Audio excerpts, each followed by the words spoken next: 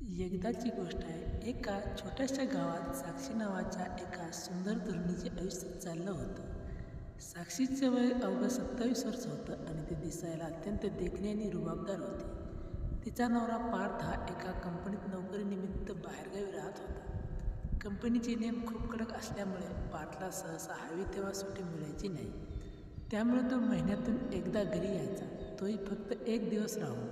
पुन्हा लगेच कामानिमित्त परत जायचा. त्याच्या कुटुंबाकडे शेती फारशी नव्हती, त्यामुळे पोटापाण्यासाठी आणि संसाराचा गाडा चालवण्यासाठी पार्थला ती नोकरी करणे भागच होते. साक्षी आणि पार्थला एकुलती एक मुलगी होती, जिचं नाव कोमल होतं.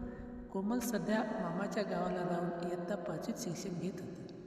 ती घरी नसल्यामुळे साक्षी तिच्या सासू सासऱ्यासोबत एकाच घरात राहत असे. घरातील कामे आटोपून सासू सासऱ्याची सेवा करणे हाच तिचा नेहमीचा दिवस होता. साक्षीचे सौंदर्य एवढे आकर्षित होते की गावातले अनेक तरुण तिच्याकडे वेगळ्या नजरेने पाहतच प्रयत्न करायचे. पण साक्षी अतिशय समजदार आणि संसारी महिला असल्यामुळे ती कोणाकडे लक्ष देत नसे, फक्त आपल्या संसारात आणि कुटुंबात रमलेली असे.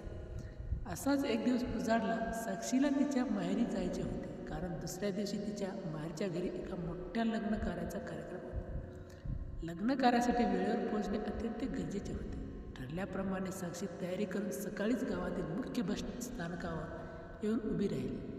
ती बसची वाट पाहू लागली. 1 तास लोटला, 2 तास लोटले, पण दुर्दैवाने त्या दिवशी तांत्रिक कारणास्तव किंवा इतर कारणामुळे बस आलीच नाही. साक्षीच्या मनात आता काळजी राहू लागली, कारण वेळ खूप वेगाने निघत चालली होती. माहेरचे अंतर अजून बरेच बाकी होते. त्या बस स्थानकावर साक्षीची हातबलता काही तरुण पाहत होते. त्याचवेळी तिचे समीर नावाचा एक तरुण उभा होता. समीर काहीसा हटकुळा आणि सडपातळ होता आणि बऱ्याच दिवसापासून त्याचं लग्न जमत नसल्यामुळे तो आयुष्यात थोडासा निराश आणि उतावीत झालेला होता.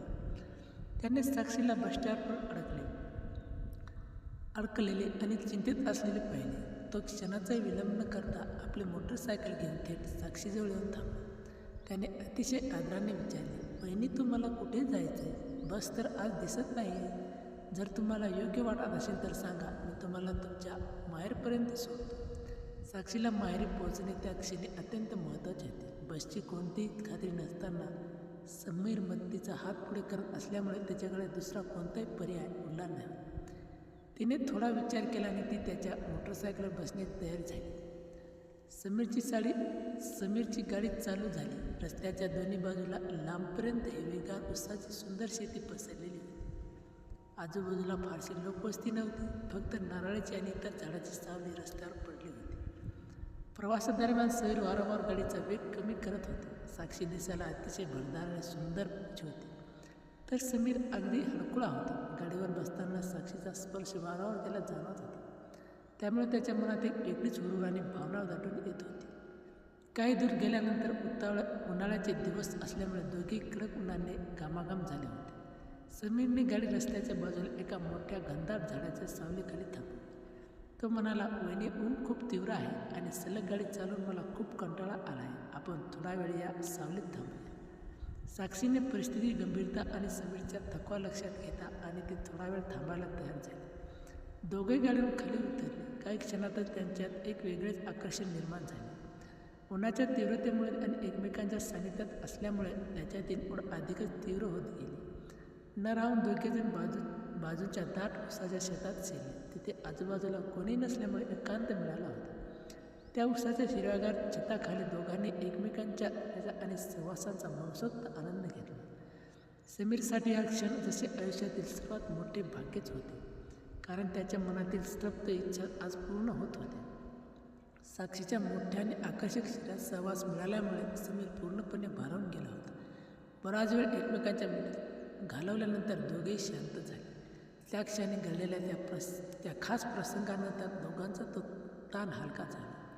समीरच्या अंगात जणू नवीन तामी आली होती. तो म्हणाला, "वहिनी, तुमच्यासारखा सुंदर आणि देखण्या बाईचा सहवास मला मिळाला हे मी माझे भाग्य समजतो. आयुष्यात ही सुंदर आठवण कधीच विसरणार नाही." साक्षीने त्याला प्रेमाने आणि समजावून शांत केल्याने म्हणाले, "चला, आता उशीर होतोय, मला लवकर माहेरी सोड." समीरने पुन्हा आपली मोटरसायकल सुरू केल्याने यावेळी गाडीचा वेग खूप वाढवला. काही वेळातच त्याने साक्षीला त्याच्या माहेरच्या घरासमोर सुखरूप पोहोचवले. ठरलेल्या वेळी पोहोचल्यामुळे साक्षीने सुटकेचा एक मोठा श्वास सोडला. माहेरच्या लग्न कार्यात तिने उत्साहाने सहभाग घेतला आणि मनातल्या मनात त्या प्रवासाची एक गोड आठवण कायमची साठवून ठेवली.